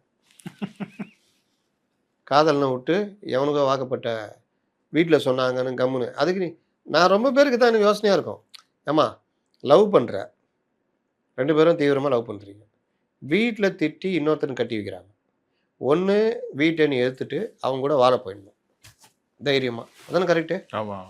இல்லைன்னா வீட்டில் உனக்கு பயமாக இருக்குது, இல்லை தேவையில்லை, இதுதான் கரெக்டான வாழ்க்கைன்னா வீட்டில் சொன்னவங்க பெரியவங்க பார்த்து வச்சு கரெக்டாக இருக்கும் அப்படின்னா கட்டினவனோட நிம்மதியாக வாழ்ந்துட்டு காதலை மறந்துடணும். அவன் அதுக்கப்புறம் கொஞ்ச நாள் இருப்பான். அப்புறம் முன்ன மாதிரிலாம் இப்போல்லாம் அவனை தாடி வளர்த்துறா சுற்றுவான். ஏற்கனவே தாடி வளர்த்துட்டு தான் இருப்பான். நீ தாடி இல்லாத இளைஞர் யாராக இருக்காங்களா? நான் மட்டும்தான் இருக்கேன் நினைக்கிறேன். அப்போ இளைஞர்னு சொன்னீங்க. ஆமாம், இளைஞர் கட்சிங்க நாங்களாம். அப்போ என் கருப்பாம்பூச்சி கட்சியில் போய் நான் நிரூபிக்கணுமா? அப்போ என்ன பூராங்கட்சின்னு ஒன்று ஆரம்பிங்க. பூராங்கட்சின்னு ஆரம்பிக்கலாம், பூராம் போயிடும், கையில் இருக்கிறது பூராம் போயிடும். அப்போது அது ஏன் கட்டிக்குவேன், அவனே மறக்க மாட்டேன். அவனோட சேர்ந்து கொலை பண்ணி 2 பேரும் ஜெயிலுக்கு போவீங்க. இந்த கொலை பண்ணுற அந்த தைரியம் ஏன் தைரியமாக போய் அவங்க கூட வாழ்ந்துருக்கலாம்ல முதல்ல லவர் கூட. அந்த மாதிரி தான் இது. மேலே இருக்கிற பெரியப்பா சித்தப்பா வலுக்கட்டாயமாக சிபிஎம் சிபிஐ முஸ்லீம் லீக்கெல்லாம் தாவை கட்டி வச்சுட்டாங்க. லவர் வந்து திமுக லவர் நினைப்பாகவே இருக்கிறாங்க. அவங்க என்னைக்கு வேணால் போட்டு தள்ளிட்டு போயிடுவாங்க. அதை தான் லீஸ் கட்சின்றாங்க, லீஸுக்கு எடுத்துக்கிறாங்க. கொஞ்ச நாளைக்கு தாவேகா லீஸுக்கு எடுத்து. இதை பாருங்கள், 2 பேருமே சொல்கிறாங்க. பொன்னையனும் சொல்கிறாரு, ஆர்எஸ் பாரதியும் சொல்கிறாரு. செல்லூர் ராஜும் வந்து கம்யூனிஸ்ட்டை வந்து வச்சு செஞ்சுட்டாரு. நீ அப்படியா? இந்த மாதிரி பண்ணுறது இந்த அரசியல் நமக்கு மட்டும் இல்லை, எல்லாருக்குமே தெரியுது. இது ஏன் தாவேகாவுக்கு தெரிய மாட்டேங்குது தெரியல. இவர்களை வைக்க வேண்டிய இடத்துல வைங்க, வச்சாங்கல்ல. ராஜ்நாத் சிங்கை கூட்டு வந்து நானே வெளியிடுறாங்க, பொத்தின்னு உட்காந்துருந்தாங்க. ஆமாம், அப்படிலாம் இந்த மாதிரி அப்படியே இருந்தாங்க. அந்த மாதிரி வைங்க. இவங்களாம் அந்த ஜனநாயகம்லாம் இவங்களெல்லாம் பார்க்கக்கூடாது. இதுதான் நிலமை. அதனால் தாவேகாவுடைய அந்த 100 நாளில் ஆனால் அவங்களுக்கும் பயம் இருக்குல்ல சார், அப்படி சொல்லிட்டு இவங்க போயிட்டாங்கன்னா என்ன பண்ணுறது அப்படின்ட்டு. யார் கூட்டணி கட்சிகள்லாம் தாவேகாவுக்கு சொல்கிறேன். எங்கே தான் பெரியப்பாங்க தான் சொல்லிக்கிறாங்களா? அப்புறம் என்ன, பெரியப்பாங்களை மீறி இவங்க போவாங்களா? சண்முகம் முடிவு எடுத்துருவாரா அகிலேன் தலைமையை மீறி? இல்லை வீரபாண்டி முடிவு எடுப்பாரா? விசிக்கு எடுக்கிறதுக்கு வாய்ப்பு இருக்குது. ஐயோயோ, 1 இயர்ஸ் இங்கே இருந்துருவார். அப்புறம் அவர் சொல்லுவார், வாங்க நான் ஏற்கனவே காங்கிரஸ்ல இருந்து நீங்கள் தான் கூப்பிட்டு சீட்டு கொடுத்தீங்க, கிளம்புங்க அப்படின்றவாப்புல. திருமாவளவன் மட்டும் தான் போகணும். அவரு கூட வரமாட்டார். அந்த அன்னைக்கு அவர் தான் கேட்குறாரு, கார் வாங்கி கொடுங்க, செருப்பு இல்லாமல் இருக்காங்க, பஸ்ஸு 2 காரு வாங்கி கொடுத்து அது பண்ணால் அவர் வாட்டில் அங்கே இருந்துட போகிறார். அவருக்கு என்ன பிரச்சனை? அதனால் இந்த மாதிரி பல விஷயங்கள் இந்த அரசுக்கு எதிராக அதிகாரிகள் ஒரு பக்கம்னா கூட்டணி கட்சிகள் ஒரு பக்கம் தொல்லை கொடுத்துட்ருக்குறாங்க. இதை சரியாக உணர்ந்து பண்ணணும். இன்னொரு விஷயம், இந்த கவர்மெண்ட்டுக்கு எதிராக நான் இன்னைக்கு ஒரு நண்பர்கிட்ட கேட்டேன். ஆமாம் இல்லை சார், நீங்கள் சொல்கிறது கரெக்டு தான் சார், இந்த பாயிண்ட்டை நான் யோசிக்கலையே சார் அப்படின்னாரு. என்னன்னா, உங்களுக்கு தெரிஞ்ச ஒரு 10 அமைச்சர்கள் பேரை சொல்லுங்கள். புசியாலேருந்து ஆதவர்ஜுனா, சிடிஆர், அருண்ராஜ், ரமேஷ், ராஜ்மோகன், நீங்கள் எதிர்பார்க்காத பேர் சொல்கிறேன், விஜயலட்சுமி. உங்கள் அடிக்கடி சொன்னதுனால சொல்கிறீங்க. அதுக்கப்புறம் யாரு? செங்கோட்டையெல்லாம் என்ன பாவம் பண்ண? செங்கோட்டையன். அதுக்கப்புறம் இவர் பிரபு. அதுக்கப்புறம் பிரபு, கீர்த்தனா. 10 பேர். 10 பேர்னு ரமேஷ், புசி ஆனந்த், பிரபு, கீர்த்தனாலாம் சொல்கிறீங்கல்ல. 25 பேர் சொல்லுங்க பார்ப்போம். சொல்லுவீங்களா? 25 பேர் சொல்ல மாட்டீங்க. கொஞ்சம் கஷ்டம்தான். சரி, இந்த 10 பேரும் உங்களுக்கு எப்படி தெரியுது? அவங்க தான் வெளில தெரியுறாங்க, அடிக்க அப்பப்போ ஏதாவது பண்ணுறாங்க, வெளியில் தெரியுது. விஜயலட்சுமிம்மா அது நம்ம பேசுறதுனால தெரியுது, ஞாபகம் இருக்கு. மற்றபடி அவங்க வெளியிலே தெரியல. மற்ற 9 பேர் அவங்க அப்பப்போ ஏதாவது பண்ணுறாங்க, வெளியில் தெரியுது. ப்ரெஸ் பேசுகிறாங்க, சட்டசபையில் பேசுகிறாங்க. விக்னேஷை நீங்கள் சொல்ல, விக்னேஷ் தெரிறாரு. வினோத்தை நீங்கள் சொல்ல, வினோத் தெரிறாரு. மரி வில்சன் நீங்கள் சொல்ல, மரி வில்சன் தெரியுது. ரமேஷை சொன்னீங்களா? சொன்னீங்க. அப்போ இவங்க எல்லாம் வெளியில் தெரிறாங்க சொல்கிறீங்க. இந்த பத்திரிகைகளில் அமைச்சரவை மாற்றம், விஜய் கடும் அதிருப்தி சொல்கிறாங்கல்ல, இவர்கள் எல்லாம் மாறுறாங்க. யாரை சொல்கிறாங்க? இந்த 10 பேரில் ஒரு 6 பேரை எடுத்து சொல்கிறாங்க. கரெக்டா? ஆமாம். மீதிக்கிற 15 பேர் இருக்கிறாங்க, 15-20 பேர் இருக்கிறாங்களா, அவங்கள யாரையா சொன்னாங்களா? இல்லை. ஏன் உங்களை மாதிரி அவங்களுக்கும் தெரியலையா? ஏன் இவங்கள சொல்கிறாங்க? இவங்களாம் செயல்படுறாங்க, மக்கள் முன்னாடி தேடுறாங்க, ஊடகங்களுக்கு தேடுறாங்க, உங்களுக்கு தேடுறாங்க, எனக்கு தேடுறாங்க. இவர்கள் செயல்படுறாங்க. மீதி ஒரு 20 பேர் எங்கே இருக்கிறாங்கன்னு தெரியல, இல்லை ஏதாவது வேலை செஞ்சுக்கிட்டு இருப்பாங்க. அவங்கள யார் மேலேயும் முதல்வர் விஜய்க்கு கோபம் வரல. இது செயல்படுறவங்க மேலே கோபம் வருது, மாற்ற போகிறாங்கன்றாங்களே, அது எப்படி? இதுதானே அந்த நண்பர்கிட்ட கேட்டேன். ஏன் அப்படின்னாரு. ஏன்னா இவர்கள் செயல்படுவது கடந்த கால ஆட்சியாளர்கள், அதிகாரிகள், இன்னும் பலரையும், கான்ட்ராக்டர்கள், ஆலை அதிபர்கள், சாராய ஆலை அதிபர்கள், இன்னும் பலரை பாதிக்கிறது. அப்போது பாதிக்கும் பொழுது யாரெல்லாம் பாதிக்கப்படுகிறார்களோ அவர்கள் மீது ஊடகங்களில் பார்த்து கவனித்து செய்திகளை வர வைக்கிறாங்க. கரெக்டா? அவர்களில் ஏன் பேர் வரதில்லை? 15 பேர் ஏன் வரதில்லை? 15-20 பேர் வரதில்லைன்னா அவர்கள் செயல்பட்டால் தானே இவர்களுக்கு யாருக்காவது பாதிப்பு வரும். அவர்கள் வாட்டில் இருக்காங்க, அப்போது அவங்களுக்கு பிரச்சனையே இல்லை. விஜய் வசனம் ஒன்று வருமே, கம்முன்னு இருந்தால் வாழ்க்கை ஜம்முன்னு இருக்கும், அந்த மாதிரி இருக்கிறாங்க அவங்க. இந்த இதில் தான் தெரிய போகுது, மானிய கோரிக்கையில் தான். அப்போது முன்னணியில் செயல்படுகின்ற, இப்போ அறநிலைத்துறை மேட்ரு கையில் எடுத்து வேகமாக செயல்படுறவர் மேலே கடுமையான கோபம் வருது. அவர் இந்த பழனி விவகாரத்தில் உடனடியாக நடவடிக்கை எடுக்கிறாரு. எந்த மேலே நடவடிக்கை எடுத்தாரோ அதே அவர் தான் செஞ்சாருன்னு அவர் மேலேயே போட்டு பண்ணுறாங்க. தான் நடக்குது. நிலமே அவர் தான் வாங்கினார், அவர் குடும்பத்தை தான் வாங்கினாங்க. விக்னேஷ் ஏதாவது பண்ணார்னா செட்டிங் போட்டார் ஆலை அதிபர்கள்ட்ட, இவர்கள்ட்ட அப்படின்னு அவரை இது பண்ணுறாங்க. பிரபுனா அவர் செட்டிங் போட்டார், கீர்த்தனா லாய்க்கே இல்லை, டான்ஸ் ஆடினுக்கிறாங்க அப்படின்னு. இந்த மாதிரி ஒவ்வொருத்தரை பற்றியும் இது பண்ணி அமைச்சர் மேலே கடுப்பில் இருக்கார். கீர்த்தனாவெலாம் மாற்ற போகிறாங்க. நாங்கள் நேற்று 100 கோடி ரூபா வந்தது, 1 லட்சம் கோடி ரூபா வந்துருக்குது. இப்போ அவர் என்ன, கீர்த்தனா நீ சரியில்லை கிளம்பிடுன்னு வரா? இந்த மாதிரி விஷயங்கள் தான் யார் செயல்படுறாங்களோ அவங்கள பிடிக்காதவர்கள் இந்த வேலையை பண்ணுறாங்க. செயல்படாதவர்கள், இப்போ செயல்படாத ஒரு 10 பேரை எழுதியிருந்தாங்கன்னா உண்மையிலே பாராட்டலாம். இவங்கெல்லாம் இன்னும் ஒன்றுமே செயல்படல, இவங்களெல்லாம் தூக்க போகிறாருன்னா கரெக்டு, பரவாயில்லப்பா, ஆய்வு அறிஞ்சு பண்ணியிருக்காங்க. இங்கே அது இல்லையே, காய்ஞ்ச மரம் தானே கல்லடிப்படுது. சொன்னால் ஆமாம் இல்லை சார், ஓ அதுக்கு பின்னாடி இவ்வளோ விஷயம் இருக்குதா அப்படின்றாங்க. இதுதான் நடக்குது. இது ஒரு பார்ட்டுனா, செயல்படாதவர்கள் இந்த மானிய கோரிக்கையில் வெளிப்படுவார்கள், எப்படி செயல்படுறாங்க என்னன்னு. இதில் இந்த பால் பற்றி பேசியிருந்தோம். என்ன பேசினாலும் அது நகரவே இல்லை. இந்த மானிய கோரிக்கையில் என்ன பேசுகிறாங்கன்னு பார்ப்போம். என்னென்னா, பலரும் நம்ம கமெண்ட்டில் எழுதியிருக்காங்க, சார் 40 ரூபா 50 ரூபா கொடுக்குறாங்க சார், இவங்க 42 ரூபா கொடுக்குறாங்க. 50 ரூபா கொடுக்கணும் ஊற்றுவோமா, யாருக்கு சார் ஊற்றுவோம்? 100 லிட்டர் வீட்டில் வந்து வாங்கிட்டு போகிறாங்க சார். பல வசதிகள் பண்ணி கொடுக்குறாங்க. ஆவின், நெய், வெண்ணன்றதை நிறுத்திட்டாங்க சார். நீங்கள் ஆன்லைனில் மட்டும் இந்த பால் விற்கிற மாதிரி பண்ணுறாங்க. கடையில் போய் கேட்டால் இல்லைன்றாங்க. வீட்டுக்கு வந்து போட்டுருந்தவங்களும் இப்போ இல்லைன்றாங்க. கேட்டால் எங்களுக்கு பால் கம்மியாக வருது, கடையில் போய் வாங்கிக்கிறேன். கடையில் போனால் பால் இல்லை, இந்த பால் வாங்கி அந்த பால் கூடுதலாக விலை கொடுத்து வாங்குகிறோம். கொள்முதலை ஏற்றவே இல்லை. அப்போ இப்படிலாம் இன்னொன்று சொசைட்டியை மூடியாச்சு. புதுசாக அவங்க சொசைட்டிங்க திறக்கிறாங்க. இவ்வளோ பண்ணால் ஆவின் எப்படிங்க உயிர் வாழும் அப்படின்றாங்க. அப்போ இந்த மாதிரி விவகாரங்களில் என்ன பண்ண போகிறாங்கன்றது அந்த அமைச்சரும் இது வரைக்கும் எங்கேயுமே எதுவுமே பண்ண மாதிரி தெரியல. போன கவர்மெண்ட்டில் நாசரு, மனோ தங்கராஜ், மறுபடியும் நாசரு, மனோ தங்கராஜ் இப்படியே காலி பண்ணாங்க. எல்லாம் போச்சு. இந்த தடவை அதை விட மோசமாக இருக்குதான். அதாவது எந்த முறையிலும் பார்க்காத அளவுக்கு கடுமையான ஒரு மோசமான நிலையை நோக்கி இந்த ஆவின் இருக்குது அப்படின்றது. இன்னும் பல துறைகள் நாம் எடுத்து பேச வேண்டிய துறைகள் ஏகப்பட்டது இருக்குது. ஸ்ரீபெரும்புத்தூரில் இந்த ஸ்கிராப்பு அந்த பிஸ்னஸ் கம்பெனிக்காரங்க இது, அதுக்குள்ளே பல விஷயங்கள் பழையபடி வேறு மாதிரி நடக்க ஆரம்பிச்சிருக்குதுன்னு சொல்கிறாங்க. அந்த தகவலும் ஃபுல்லாக கேட்டிருக்கோம். அப்போ அதில் என்ன நடக்குது? ஏன்னா இதுக்கு முன்னாடி ஆளுங்கட்சியை சேர்ந்த கூட்டணி கட்சியுடைய தலைவர்கள் சில பேர் நல்லா வலுவாக இருந்தாங்க. அதுக்கு முன்னாடி சில பேர் இந்த மாதிரி. இப்போ மறுபடியும் இங்கே யார் இப்போ அங்கே ஆதிக்கம் அப்படின்றதெல்லாம் ஒரு பக்கம் போய்கிட்டு இருக்குது. துறை சார்ந்து பார்த்தீங்கன்னா பல துறைகள் என்ன நடக்குதுன்னு இது வரைக்கும் அவர்களுக்கே அந்த துறைகளை புரியல, என்ன ஏதுன்னு. அந்த மாதிரி போய்கிட்டு இருக்குது. பார்ப்போம், அமைச்சர்கள் மேலே ஏன் இந்த இதெல்லாம் வருதுன்னா இது ஒரு காரணம் அப்படின்றாங்க. சரி சார், இன்றைக்கி தாவேக அரசு எதிர்த்து ஏடிஎம்கே சார்பில் போராட்டம் நடத்துகிறாங்க. மெயினாக 2 விஷயங்கள் அவங்க முன்னிறுத்தி அந்த போராட்டம் பண்ணாங்க. ஒன்று கட்டண தள்ளுபடி பண்ணணும், இன்னொன்று வந்து இந்த மேகதாது விஷயத்தில் வந்து அவங்கள வந்து கட்ட விடாமல் பண்ணணும் அப்படின்றது தான். இந்த போராட்டத்தை எப்படி பார்க்குறீங்க?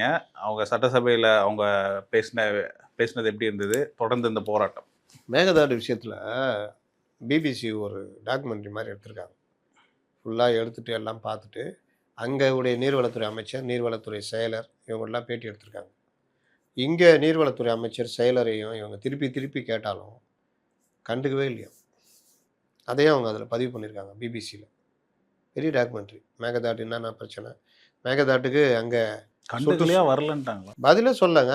இப்போ சார் இந்த மாதிரி பிபிசிலேருந்து பேசுகிறோம், மேகதாட்டு சம்மந்தமாக ஒரு டாக்குமெண்ட்ரி பண்ணியிருக்கோம், அந்த சைடு ரியாக்ஷன் கேட்டிருக்கோம், நீங்கள் என்னென்ன பண்ண போகிறீங்க, என்ன பண்ணுறீங்கன்னா சொல்கிறோம் அப்படின்னு சொல்லுவாங்கல்ல. இந்த மாதிரி எதுவுமே இது பண்ணலையா. நீர்வளத்துறை செயலராவது பதில் சொல்லலாம்ல. இல்லை இதையும் போய் ராஜ்மோகன்கிட்ட கேட்கணுமா? தெரியல எனக்கு. அப்போது மேகதாட்டு விவகாரத்தில் அங்கே சுற்றுச்சூழல் ஆர்வலர்கள், வன பாதுகாவலர்கள், அந்த மாதிரி பலரும் அங்கே போராடிட்டு இருக்கிறாங்க. அரிய வகை விலங்குகள் அழிவு, இந்த காடுகள் அழிப்பு, 17 லட்சம் ஏக்கர் காடுகள் அழிப்பு, இந்த மாதிரி பல பிரச்சனை இருக்குது. உனக்கு பெங்களூரு தேவை 4 டிஎம்சி தண்ணினா அது ஏற்கனவே ஒப்பந்தத்தில் போட்டு பிரித்து கொடுத்துக்கிறாங்க. அதை கொண்டு வரதுக்கு 1000 வழிகள் இருக்குது. அப்போ வேணும்னு மேகதாட்டு கட்டுறேன்னா அது எப்படின்றது. அப்போ முதல்ல நான் இந்த துறை அமைச்சர், அப்போ நான் அங்கே என்னென்ன பிரச்சனை இருக்குதுன்னு ரொம்ப ஈஸியாக ஒரு 4 டாக்குமெண்ட்ரி 4 பேரை கூப்பிட்டு உட்கார வச்சு கேட்டேன்னா எனக்கு புரிஞ்சிட போகுது. நான் அதுக்கப்புறம் அதில் வந்து என்ன பண்ணணும் அப்படின்றத அதிகாரிகளை கூப்பிட்டு என்னென்ன பண்ணணும். அந்த காமராஜர் என்ன படித்தவரா? கலைஞர் என்ன படிச்சிருக்காரு? எம்ஜிஆர் என்ன படித்தார்? அது டீட்டெயில்ஸ் வாங்கினாங்கல்ல. அப்புறம் நீங்கள் வந்து இவர் என்ன படிச்சிருக்காரு? புசி ஆனந்த் டிகிரி வாங்கியிருக்காரா? தெரியல. டிகிரி வாங்கினா மட்டும் என்ன பெரிய டிகிரி வாங்கினாலாம் பெரிய படிப்பாளியா? ஏதோ ஒரு இதை மனப்பாடம் பண்ணி டிகிரி வாங்கிட்டு உட்காந்துருக்குறாங்க. அப்போது அதில் ஒரு நிபுணத்துவம் வரணும்ல. குறைந்தபட்சம் இந்த மாதிரி விஷயம்னு ஒரு 4 தடவை அன்புமணி ராமதாஸை சந்தித்தால அதில் ஒரு நிபுணத்துவம் வந்துடலாம். ஈகோ தடுக்குமே. இல்லை ஈகோலாம் அவர் ஈகோ கிடையாது. அவர் கிடையாதுங்க. ஏங்க அன்புமணியை ரிசீவ் பண்ணி பண்ணாரு பார்க்கலையா நீங்கள்? பார்த்தேன். இந்த விவகாரத்துல கருத்து கேட்கறது அந்த அதெல்லாம் விஷயத்துல சண்டை. ஈகோலாம் அவருக்கு அதெல்லாம் கிடையவே கிடையாது. அவர் மேலே ஏகப்பட்ட ப்ரெஷர் இருக்குது. ஆனால் அவர் நீர்வளத்துறை அமைச்சர்ன்றது ஞாபகத்தில் வச்சுக்கணும். பண்ணா இன்னொன்று இது எப்படி அன்புமணி ராமதாஸோ அதே மாதிரி காங்கிரஸில் 4 பேர் டாமினேட் பண்ணிட்டு இருக்கோம். அதெல்லாம் அடிச்சு ஓட ஒரு அளவுக்கு நாலேஜ் இருக்கணும். நீ கிளம்புறாசா நீ ஏமாத்துற வேலைலாம் வச்சுக்காதுன்னு. இப்போ இதுதான் பிரச்சனை. அதனால் மேகதாட்டு பிரச்சனை, அந்த டாக்குமெண்ட்ரி அந்த இதில் வந்து பதில் சொல்லன்றது இன்றைக்கும் இருக்குது. பிபிசி பதிவு பண்ணியிருக்காங்க. சார் டி நகர்ல ஒரு ஒரு அபார்ட்மெண்ட்ல ஒரு மூதாட்டியை கொண்டு நகை பறிப்புலாம் சம்பவம் ஈடுபட்டது ரொம்பவே பரபரப்பாக போயிட்டு இருக்கு. சட்டம் ஒழுங்கு இந்த விஷயத்தை எடுத்துக்கிட்டா எப்படி இந்த அரசு செயல்படு, முக்கியமாக காவலர்கள் எப்படி செயல்படுறாங்க? ரொம்ப சீரியஸாக பார்க்க வேண்டிய இஷ்யூங்க. நீங்கள் இந்த சீன் போடுற வேலை தான் இப்போ ஜாஸ்தியாகிட்டு இருக்கு. அதிகாரிகள் எப்பவுமே சீன் போடுவாங்க. இந்த சீன் போடுற வேலைகள் தான் அதிகமாகிட்டு இருக்குது. சட்டம் ஒழுங்கு ரோந்துன்றது எனக்கு தெரிஞ்சு ரொம்ப கம்மியாயிடுச்சு. முன்னெல்லாம் அங்கங்கே நிறுத்தி செக் பண்ணுறதெல்லாம் நடக்கும். இப்போ இப்போ அது அதெல்லாம் ரொம்ப இல்ல. கம்மியாயிடுச்சு. ரோந்து சொல்கிறது போகிறதுன்றதே இல்லை. டூ வீலரில் ரோந்து போவாங்க பீட் ஆஃபீஸர்ஸு. இப்போ அது இல்லவே இல்லைங்க. டூ வீலரில் லைட் போட்டுக்கிட்டு சுற்றி வருவாங்க. நிறுத்தி கேட்பாங்க. அது இப்போ எங்கேயுமே காணோம் சென்னையில். 2வது போதை பழக்கம் இந்த மாதிரி விஷயங்கள்லாம் இந்த மர்டர் ஃபார் கெயின் சொல்லுவாங்க. இது மர்டர் ஃபார் கெயின். கொன்று நகை பறிப்பு. ஆதாய கொலைன்னுவாங்க. ஒரு நகையை திருடுறதா கொல்றது இதெல்லாம். நீங்கள் இன்றைக்கி பெரும்பாலான அப்பார்ட்மெண்ட்டு மற்ற இடங்கள்லாம் தனியாக இருக்கிறதுன்றது இருக்குது. இன்னொரு விஷயம் இந்த பொருளுங்க டெலிவரி பண்ணுறாங்க பாருங்கள். அதில் பலரும் வந்து போகிற ஒரு இடமா எல்லா வீடுகள் அப்பார்ட்மெண்ட் இருக்குது. அதில் எல்லோருமே மோசமானவர்னு சொல்லலை. ஆனால் இது அதில் ஒருத்தர் 2 பேர் இந்த மாதிரி கொடுக்கும்போது இது மாதிரி நோட்டம் விட்டாங்கன்னா அடுத்து பண்ணுவாங்க. இதில் பொதுமக்கள் எப்படி ப்ரிகாஷனாக இருக்கணுன்றத காவல்துறை பண்ணணும். 2வது அந்த பொதுமக்களும் எப்படி இருக்கணுன்றதை அவங்களும் தெரிஞ்சுக்கணும். எல்லாத்துக்கும் மேலே நமக்கு முன்னாடி உதாரணம் இருக்குது. சென்னையில் 2.5 லட்சம் சிசிடிவி கேமராக்கள் இருந்த காலம் உண்டு. ஆனால் சமீப காலமாக சென்னை பல நகரங்களில் சிசிடிவின்றது ஒரு பெரிய மேட்டரே கிடையாது. இப்போ சென்னை எடுத்துக்கிட்டிங்கன்னா சென்னையில் காவல்துறை சிசிடிவி இருக்குது. அதில் பல இது வந்து வெக்கப்பட்டு தலை குனிஞ்சு கிடக்குது. இப்போ டெக்னிக்கல்லாம் நாங்கள் சரி பண்ணுவோம்னு இவங்க சொல்கிறாங்க. முறையாக அந்த பணத்தை ஒதுக்கி முறையான நல்ல கேமராக்கள் காவல்துறை நகர அந்த தெரு முனைகளெல்லாம் செலுத்துறதுன்றது ஒரு பார்ட்டு. காவல்துறையே அரசே இதெல்லாம் பண்ணுமானா பண்ண முடியாது. அவ்வளோ நிதியும் இருக்காது. ஆனால் நமக்கு முன்னாடி ஒரு வரலாறு இருக்குது. ஏகே விஸ்வநாதன் அவர்கள் இருந்தபோது இருக்குது. நிறுவனங்கள் நீங்கள் ஒரு கடை இருக்குது, ஒரு ஹோட்டல் இருக்குது. ஹோட்டல்லலாம் மிரட்டி வைக்க சொன்னாங்க. உனக்கும் பாதுகாப்பு, இந்த ஏரியாவுக்கும் பாதுகாப்புன்னு. இப்போ ஹோட்டலில் வரவன் எப்போ என்ன வேணால் செய்வான், அடிப்பான், உதைப்பான். அப்போ சிசிடிவினா பயம் வரும். அப்போது ஹோட்டல்கள், டீ கடைகள், இது மளிகை கடைகள், சின்ன சின்ன துணி கடை, அந்த கடை இந்த உள்ளே இல்லை வெளியவும் வைக்கணும். வெளியே 2 சைடு பார்க்குற மாதிரி இருக்கணும். எல்லா கடைகளிலுமே அந்த இது 8,000 10,000 இன்னைக்கு சிசிடிவி கேமராலாம் பெரிய செலவெல்லாம் கிடையாது. அந்த நிறுவனங்களுக்கு அது ஒரு செலவே கிடையாது. அப்போ இந்த மாதிரி வைக்கிறோம். அப்பார்ட்மெண்ட்டு காவல்துறை சிசிடிவி கட்டாயம் வைக்கணுன்றதை கொண்டு வரணும். ஒரு தெருவில் 5 அப்பார்ட்மெண்ட் இருக்குன்னா 5 அப்பார்ட்மெண்ட்டு 5 செக்ரட்டரிஸ் இருப்பாங்க. அந்த இதில் குடியிருப்பவர்கள் இருப்பாங்க. அவங்கள இது பண்ணி சிசிடிவி வேணும். இல்லை லிஃப்ட் இருந்தால் அவங்களுக்கு செலவு பண்ண தெரியுது, லைட்டு செலவு பண்ணுறது, மற்றெல்லாம் செலவு பண்ண தெரியுதுல்ல. ஒரு பராமரிப்பு 1500 2000 5000 வாங்குறாங்கல்ல மோட்டருக்கு, அதுக்கு இதுக்கு. ஒன்ஸு சிசிடிவி போடுறதுல என்ன பிரச்சனை இருக்குது? இன்றைக்கி சிசிடிவின்றது இல்லாமல் இருக்குது. அதை எல்லாத்தையும் பண்ணணும். வீடுகளில் வைக்க சொல்லணும். தனி வீடு எது இருந்தாலும் ரோட்டை பார்த்த மாதிரி வீட்டுக்குள்ளே இதெல்லாம். இது எல்லாம் அதிகப்படுத்தினால கிட்டத்தட்ட செயின் பறிப்பு குறைஞ்சதுக்கு அதான் முக்கிய காரணம். அவர் கமிஷனராக ஏகே விஸ்வநாதன் வந்த பொழுது புது குற்றவாளிகள் உருவானாங்க. ஃபஸ்ட் டைம் அஃபெண்டர், அதாவது ஃபஸ்ட் டைம் இது சொல்லுவாங்கள்ல, முதல் தலைமுறை பட்டாதாரி மாதிரி ஃபஸ்ட் டைம் அஃபெண்டர் உருவானான். இன்ஜினியரிங் காலேஜ் படிச்சுட்டு இருப்பான், பைக் வச்சுருப்பான், 10 இடத்துல செயின் பறிப்பான். 1 சவரம் செயின் இன்னைக்கு 1 சவரம் சும்மா 1 சவரம் யாரும் போடுறதில்ல. பெண்கள் வந்து 1 சவரம் 3 சவரம் 4 சவரம் போடுவோம். பறிச்சா கையில் எடுத்தவொன்னு 4 லட்சம் அவனுக்கு கிடைக்குது. ஒரு 3 இடத்துல பண்ணால் எங்கேயோ போயிடலாங்க. இதை வந்து படமாக கூட 2-3 படம் கூட வந்துச்சு. இதில் செயின் பறிப்புக்கு ஆளாகிற பெண்கள் கீழே விழுந்து காயம் அடையிறது இருக்குது. மரண காயம். ஆமாம், கொடுமையான இது. அப்போ இந்த மாதிரிலாம் நடக்க பொழுது அந்த சிசிடிவி கேமரா ஃபஸ்ட் டைம் அஃபண்டருங்க ரொம்ப பேர் மாட்டினாங்க. அதுக்கப்புறம் அவங்க அத நெனச்சே பார்க்க மாட்டாங்க. ஏங்க லவ்வருக்கு ஆப்பிள் ஐஃபோன் கேட்டான்னு சொல்லிட்டு செயின் பறிச்சவன்லாம் இருக்கிறான். இந்த மாரி பல இது. அப்போ செயின் இந்த ஒரு இவர் படத்தில கூட காமிப்பாங்க. தனுஷ் இது சிம்பு படத்தில கூட செயின் திருடுறதுக்கு போவானுங்க. லவ்வர் கூட அந்த இதுக்கு போறதுக்கு, ஆமா, ஃபங்ஷன் ஆமா, போறதுக்கு. ஆமா. ரொம்ப அழகான படம் அது எடுத்திருப்பாங்க. வானம். அது அப்புறம் அற்புதமான படம் அது. அந்த இதுலயும் அது அது மாரி தான் இன்னைக்கு இளைஞர்கள் இதாகுறாங்க. இன்னொரு விஷயமும் நான் பேச வேண்டியது இருக்குது. நேரம் இருந்தா அது பேசலாம். ரொம்ப முக்கியமான சீரியஸான இஷ்யூ. ஆ அதனால இன்னைக்கு செயின் பறிப்பு நடந்திருக்குது. இந்த இத தடுக்கணும் அப்டின்னா, சிசிடிவி தான் ஒரே அ தீர்வு. இன்னொன்னு ரோந்து. இந்த ரோந்து, சிசிடிவி இது 2 இருந்தா தான் குற்றச் செயல்கள் ஆரம்பத்திலே தடுக்கப்படும். இல்லாவிட்டால் விஜய் அரசுக்கு கடுமையான சிக்கலை இது ஏற்படுத்தும். காவலர்கள் இந்த லாக்அப் டெத்தோ மத்த விஷயங்கள உடனடியாக சம்மந்தப்பட்ட காவலர் மேலயே நடவடிக்கை எடுக்கணும். கொலை வழக்கு பதிவு பண்ணணும்னா, லாக்அப் டெத் குறையும். 2வது ரோந்து பணிகள், பேட்ராலிங்க அதிகப்படுத்தணும். அது எவ்வளோக்கு எவ்வளோ பண்றாங்களோ அது. 3வது ஏற்கனவே இளைஞர் காவல் படைன்னு இருந்தது. அந்த மாரி ஏதாவது பற்றலன்னா அந்த மாரி எடுத்து பண்ணி அவர்களே பிற்பாடு போலீஸ்ல சேர்க்கறது. இதெல்லாம் ஜெயலலிதாலாம் வழிகாட்டு போயிருக்காங்க. 4வது நான் ஏற்கனவே சொன்னது. என்னது? நீங்க வந்து பாய்ஸ் கிளப் கொண்டு பாய்ஸ் வாங்க. Club. Police club, boys club. அது ஒவ்வொரு ஏரியாவிலயுமே ஸ்போர்ட்ஸு, படிக்கிறது, காவலர்களுக்கு உதவி பண்றது, பிளஸ் உளவு தகவல்கள அவங்க சொல்லுவாங்க. அந்த ஏரியால எவன் கஞ்சா வித்துட்டு இருக்கான்னு சொல்லுவானுங்க. யாரு எங்க அந்த ஏரியால ப்ராஸ்டியூஷன் நடக்குது, என்ன நடக்குது, எல்லாமே தகவல் வாங்கிடலாம். போலீஸ் பாய்ஸ் கிளப் இருந்தா. அதுல நல்லா தேடுறவன் நாளைக்கு போலீஸ் டிபார்ட்மெண்ட் வருவான். நல்ல குடிமகனா வருவான். அப்ப இந்த மாரி விஷயங்கள் எல்லாமே காவல்துறை பண்ணணும்னா, நீங்க பாட்டுல எனக்கு என்னன்னு இருந்தானே அர்த்தம். இப்போ சிட்டிக்குள்ள நடந்திருக்குது. ரொம்ப நாளைக்கு அப்புறம்.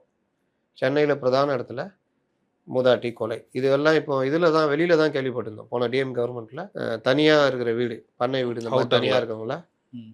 உடுமலைப்பேட்டை அங்கங்கலாம். இப்போ சென்னைக்குள்ளேயே இத ஆரம்பிச்சிருக்காங்க. ஆதாய கொலை. இது ரொம்ப டேஞ்சரானது. அப்போ சிசிடிவி கேமரா இந்த மாரி விஷயங்களை அரசு இந்த காவல்துறை மானிய கோரிக்கையிலேயே அரசு இத்தனை லட்சம் சிசிடிவி கேமரா போட போறோம். அது நேரடியா அரசு இவ்வளோ ப்ளஸ் காவல்துறையுடைய கட்டாயம். நீங்க போட்டே ஆகணுன்ட்டு பொதுமக்கள்ட்ட, அந்த வணிக நிறுவனங்கள், வீடுகள், அபார்ட்மெண்ட்ல மாண்டேட்டரியா எப்படி இந்த நீர் சேகரிப்பு இது மழைநீர் சேகரிப்பு வந்தது. அந்த மாரி ஒவ்வொரு அபார்ட்மெண்ட்டும், ஒவ்வொரு வீடு எல்லாத்துலயுமே சிசிடிவி பொருத்தணுன்றத கொண்டு வரணும். அது அவங்களுக்கும் பாதுகாப்புங்க. அவங்களுக்கும் பாதுகாப்பு, அரசுக்கும் இது. இந்த இதெல்லாம் குறையும். இன்னைக்கு போதைப் பொருள் பயன்படுத்துறவங்ககிட்ட காசு இல்ல. காசு இல்லன்னா அவன் என்ன பண்ணுவான்? போதைய அடிச்சே ஆகணும். அவனால வேலைக்கு போ முடியாது. அப்ப என்ன பண்ணுவான்? திருடி இந்த மாரி தான் பண்ணுவான். மிரட்டுவான், மிரட்டுவான், திருடுவான். திருடுவான். அப்புறம் எங்கேயாவது கொஞ்ச நாளைக்கு வேலைக்கு போவான். வேலைக்கு போறத எதுக்கு போவான்னா, நோட்டம் விடுறதுக்கு. வீட்ல போய் நோட்டம் விட்டு பார்ப்பான். மத்தியான நேரத்தில யாரும் இல்ல. இந்த அம்மா தனியா தான் இருக்காங்க. ரைட்டு. ஏதாவது ஒரு பார்சல தூக்கின்னு போயிட்டு, பார்சல் வந்திருக்கு உங்களுக்கு. கதவ தொறங்க. முடிச்சு விட்டுருவாங்க. இது எல்லாமே பயங்கர டேஞ்சர். பெண்களுக்கு விழிப்புணர்வு எப்படி ஏற்படுத்தணும்? என்ன பண்ணணும்? காவலாளிகள் போட வைக்கணும்.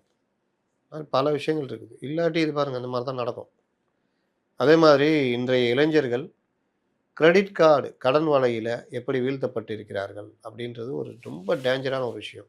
கிரெடிட் கார்டு கடன் நிலுவை தமிழ்நாட்டில மட்டும் ஒவ்வொரு குடும்பத்து மேலேயும் அதாவது இப்போ நான் ஒரு கிரெடிட் கார்டு யூஸ் பண்ணுறேன். என் பையன் இருக்காரு. அவரு ஒரு கிரெடிட் கார்டு அவர் கம்பெனியில் வேலை செய்கிற ஒரு கார்டு கொடுத்துருக்காங்க. நானும் தேய்கிறேன், அவரும் தேய்கிறாரு. இப்போ வாங்கு, எப்போவாவது கட்டு கட்டு. ஆமா. அப்படின்னு. ஆனால் ஆக்சுவலாக 40 நாளுக்குள்ள கட்டினா தான் கிரெடிட் கார்டை கரெக்டாக யூஸ் பண்ண முடியும். கிரெடிட் கார்டு உடைய அடிப்படை என்ன? தேவ உடனடி செலவு காசு இல்ல. செலவுக்கு காசு 10 இல்ல. நாள் பொறுத்து அந்த காசு வரும்னா, இப்போ வாங்கிக்க. அவ்வளோதான். அதுக்கு மேல அது கிடையாது. அப்போ 40 நாளுக்குள்ள பணம் கட்டினா 0 இதில கட்டிடலாம். அவனே குடுப்பான். ரூ. 40,000 கட்ட வேண்டியிருக்கு. ரூ. 3000 கட்டினா போதும். கட்டுவாரு. மீதி ரூ. 37,000க்கு வட்டி பார்த்தா பெரிய வட்டி போட்டு. அடுத்த மாசம் நீங்க தேய்ப்பீங்க மறுபடியும். மறுபடியும் அடுத்த மாசம் பார்த்தா, நீங்க ஒரு ரூ. 5,000 கட்டினா போதும். அப்ப இந்த அமௌண்ட்டுக்கு பெரிய வட்டி போட்டு அது அப்படியே கன்டின்யூ ஆகும். போக போக என்ன ஆகும்? கழுத்து நெரிக்கும். கழுத்து நெரிக்கும். கடன். இப்போ இது வந்து எந்த அளவுக்கு இருக்குன்னா, பை நவ் பே லேட்டர். 2,00,000 86,000 கோடி ரூபாய் கிரெடிட் கார்டு கடன் நிலுவை தமிழ்நாட்டில் இளைஞர்கள் தலையில் மற்றவங்க மேலே அவர்கள் சுமத்தப்பட்டது. அதிகமாக வாங்குறது இளைஞர்கள். அது வேலைக்கு போகிறவங்க அது பண்ணுறோம் இருக்குது அப்படின்னு. இது ஒரு பெரிய இது நம்ம வந்து பேசுவோம். அடுத்து வந்து மணி மியூல் மணி மியூல் கேள்விப்பட்டிருக்கீங்களா? இல்லையே. பெருசாக பிடிச்சாங்களாங்க. ஒரு 800-900 பேரை கைது பண்ணாங்க. உங்கள் வங்கி கணக்கு மோசடி பண பரிமாற்றத்துக்கு உங்கள் வங்கி கணக்கை பயன்படுத்துவாங்க. ஓகே. இப்போ 10 லட்ச ரூபா வரைக்கும் ஒரு வருஷத்துக்கு நீங்கள் டிரான்சாக்ஷன் பண்ணீங்கன்னா உங்களுக்கு பெரிய அளவில் 10 லட்ச ரூபா வரைக்கும் 10 லட்சம் தானே இப்போ ஏதோ ஒரு இது Threshold, கொடுத்தாங்க. ஆமா. அந்த ஸ்லாப் ஸ்லாப். ஆமாம். அதில் வந்து இப்போ 1 கோடி ரூபாவை நான் டிரான்சாக்ஷன் பண்ணணும்னா எனக்கு சிக்கல். 10 பேரை பிரித்தா நீ 1 லட்ச ரூபா வச்சுக்கோ, 9 லட்ச ரூபா வரும், அதை எனக்கு கேஷாக எடுத்து கொடுத்துரு ஏதாவது. ஆமாம். அதில் வந்து இந்த மாதிரி விஷயத்தில் மாட்டி இன்னைக்கு கிட்டத்தட்ட அதாவது மியூல் அக்கௌண்ட் MULE மியூல் தானே, மணி மியூல் அல்லது மியூல் அக்கௌண்ட் அப்படின்னு சொல்லிட்டு அந்த பணம் வந்து எங்கேருந்து வருது எங்கே போகுது அதெல்லாம் இல்லை. ஒரு கமிஷன் நமக்கு கிடைக்கும். மச்சான் அதில் அக்கௌண்ட்டில் பணம் போடுவாங்கடா, உனக்கு இவ்வளோ கமிஷனு, நீ அதை இவங்களுக்கு ட்ரான்ஸ்ஃபர் பண்ணு இந்த மாதிரி. இது வந்து இது ஒரு மோசமான இது. இது ரெண்டை பற்றியும் நாளைக்கு கொஞ்சம் விரிவாக பேசலாம். இது ரொம்ப மோசமான இது. இன்றைக்கி எல்லாரையும் பாதிச்சுக்கிட்டு இருக்குது. கிட்டத்தட்ட ஒரு 900 பேர்கிட்ட 800 சில்லற பேர்கிட்ட கைது பண்ணாங்க இப்போ சமீபத்தில். பாவம் அப்புறம் நீங்கள். அதனால் இந்த விவகாரங்கள் இந்த மாதிரி சட்டம் ஒழுங்கு பிரச்சனை ப்ளஸ் டிஜிட்டல் குற்றங்கள் அப்படின்றது போய்கிட்டு இருக்குது. விரிவாக நம்ம பேசுவோம். பேச வேண்டிய விஷயங்கள் எவ்வளோ இருக்குது. பல விஷயங்கள் பேசவே முடியாமல் தள்ளிட்டு போய்கிட்டே இருக்குது. நல்ல விஷயம் பேசுகிறோம், பேசுங்கன்னு சொல்கிறாங்க. நான் வரவேற்பு கொடுக்க மாட்டேங்கிறீங்களே. FCRA நீட்டு இதை பற்றி விரிவாக காவிரி விவகாரம் பற்றி காவிரி விரிவாக பேசியிருந்தோம். அந்த வீடியோ போலே அது இன்னும் பேசுவோம் என்னைக்காவது. ஆனால் நீங்கள் ஆதரவு கொடுக்கலன்னா நான் எப்படி பேச முடியும்? நான் திரும்ப திரும்ப தான் சொல்கிறேன், என்னையும் அந்த இதை நோக்கி தள்ளாதீர்கள். நான் கூட போடலாம். அதிரடியாக எழுந்து பேசிய கணேஷ், வியந்து பார்த்த முதல்வர், இப்படி தலைப்பு வச்சு அந்த விஷயத்த ஆடி போன முதல்வர் என்ன கூகுள் எது கேட்கும், மிஸ்லீடு போடக்கூடாதுன்னு சொல்லும். நான் அதை 2 நிமிஷம் ஒன்றுமே இல்லாமல் பேசிட்டு அதை போடுறேன், பார்ப்பாங்க. யாருக்கு என்ன யூஸ்? ஏன் உட்காந்து இது பண்ணணும்? துறை வாரியாக பேசுங்கன்றீங்க, எல்லாம் பேச தயார். என்ன பலன்? ஏதாவது ஒரு தினமலரையும் அந்த ஜூனியர் உடனே வச்சுட்டு பேசிகிட்டு இருக்கிறானுங்க. எதையாவது அவன் கருத்தை சொல்லிகிட்டு இருக்கிறான் தானே இன்னைக்கு இருக்குது. இல்லாட்டி யாராவது தனிப்பட்ட நபர்களை தாக்கி பேசிகிட்டு இருக்கிறாங்க, அதுக்கு தானே வேல்யூ இருக்குது. அப்போது எவ்வளோ சட்டங்களுங்க. இப்போ நேற்று ஒரு கனிம வள சட்டம் கொண்டு வந்திருக்காங்க மத்திய அரசு. மாநில அரசுடைய செஸ் வரி மற்ற இது எல்லாத்தையுமே பறிக்கிற திட்டம். அது மோசமான திட்டம். கனிமொழி கூட எதிர்த்துருக்காங்க. அப்போ அதில் என்ன பாதகம் சாதகம் இருக்குது? மாணவர்களுக்கான கல்வி கடன் இந்த மாதிரி விஷயங்களில் ஒரு சட்டம் கொண்டு வந்துருக்குது. அது எவ்வளோ விஷயங்கள் இருக்குது. நம்ம பல பொலிட்டிக்கல் பேசி இது பேசுறதுக்கு 1 ஹவர் ஆகிடுது வச்சுக்கோங்க. அது இப்போ யாரும் ரொம்ப பெருசாக சொல்கிறதில்ல, 1 ஹவரும் பார்க்குறாங்க. அதே நேரத்தில் நல்ல வீடியோ வேணுன்னா உட்காந்து படித்து டீட்டெயில்ஸ் எடுத்து சம்மந்தப்பட்டவங்கள்ட்ட பேசி நம்ம கொடுக்குறோன்னா அதுக்கு வேல்யூ இல்லைன்னு என்ன பண்ணுறது? அதை யோசிச்சுக்கிட்டு என்னை எங்கே வைக்கணும்னு முடிவு பண்ணிங்கன்னா அங்கே வைங்க. நானும் அதுக்கேற்ற மாதிரி இருக்கிறேன். இல்லை இதே மாதிரி காசிப் அரசியல் இந்த மாதிரி பேசணுன்னா நான் பேச தயார். அதுக்கேற்ற மாதிரி மிஸ்லீடு போடவும் தயார். எப்படின்னு முடிவு பண்ணிங்க. ஏன்னா இதெல்லாம் ரொம்ப வருத்தத்துக்குரிய விஷயம். இந்த இளைஞர்கள் மேலே கடன் அட்டை இன்றைக்கி ஜென்சின்றோம். ஜென்சி ஒவ்வொருத்தர் தலையிலையும் கவர்மெண்ட் வட்டி, கவர்மெண்ட் கடன் 1,20,000 ரூபா இருக்குது. இவர்கள் கிரெடிட் கார்டு காசே இருக்குது, உருவாக்கிக்கிறாங்க. மன உளைச்சலாக இருக்குது. அந்த மாதம் கிரெடிட் கார்டை கட்டுறதுக்கு ஏதாவது ஒரு ஆப்பில் 5,000 ரூபா தரான்னு அதை வாங்கி கட்டிடுறான். அந்த 5,000 ரூபா கொஞ்ச நாளில் பார்த்தா 10,000 ரூபா எடுக்குது. அந்த 10,000 ரூபாய்க்கு மச்சான் எங்கேயாவது பண்ணுறான்றான். இப்படியே போச்சுன்னா ஒரு கட்டத்தில் அவன் நல்லவனும் மாறுவான். அவன் கண்ணில் எல்லாமே தெரியும். அப்படியே வறுமையில் இருக்கிறவன் கண்ணில் நல்லா நகை போட்டு ஒரு அம்மா கல்யாணத்துக்கு நடந்து போச்சு வச்சுங்க, அது எல்லாம் அவனுக்கு ரூபாவாக தெரியும். 5 லட்சம் 4 லட்சம் இது மச்சான் அந்த ஒரு ஆரம் இருந்தாலும் போதுண்டா, லைஃப் செட்டில்டா, பிரச்சனையே இருக்காதுடான்னு. அதுக்கப்புறம் 10 ஆரம் அடிக்கிற அளவுக்கு குற்றவாளியாக மாறிடும் வச்சு. ஏன் இந்த மாதிரி மனசுன்னா அந்த இதுக்குள்ளே நிறுத்தாமல் போகிறது தான். அதனால் இந்த மாதிரி விஷயத்துக்கு அக்கறைப்பட்டு பேசுகிறோம். வேறு எதோ பேசுறது தான் இதாக போயிட்டு. இப்போ சார் ரொம்ப அழகாக உங்கள் கருத்துக்களை பதிவு பண்ணிங்க. மீண்டும் ஒரு நேர்காணலை சந்திப்போம். நன்றி சார். இந்த வீடியோ உங்களுக்கு பிடிச்சிருக்குன்னு நம்புகிறோம். மேலும் இந்த மாதிரி பல விஷயங்களை தெரிஞ்சுக்க மைக்கம் சேனலை தொடர்ந்து சப்ஸ்கிரைப் பண்ணி எங்களுக்கு ஆதரவு கொடுங்க. மைக்கம் என்டர்டைன்மெண்ட் சேனலையும் தொடர்ந்து பார்த்துட்டு வாங்க. அடுத்த வீடியோவில் சந்திப்போம். நன்றி.